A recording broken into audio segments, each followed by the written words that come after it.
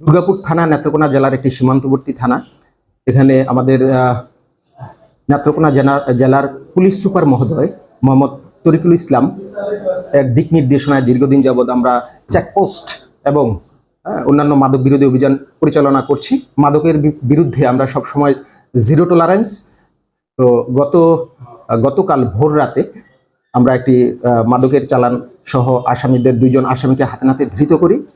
গত 13/4/2026 খ্রিস্টাব্দ এসআই নুরি ইসলাম, সঙ্গীয় SI Hafiz Uddin, ASI Abdul Qayyum ফকির সহ অন্যান্য অফিসার ফোর্স গোপন সংবাদের ভিত্তিতে অত্র থানার দুর্গাপুর পৌরসভার ভাঙ্গা ব্রিজ এলাকায় একটি অভিযান পরিচালনা করে।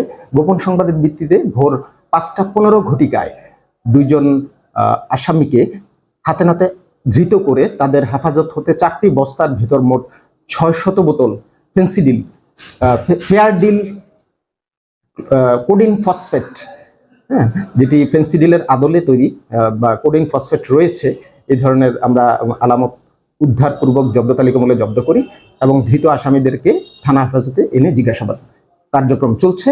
আমরা তাদেরকে কোর্টে প্রডিউস করছি। শীঘ্রই তাদের বিরুদ্ধে মামলা প্রক্রিয়াধীন রয়েছে।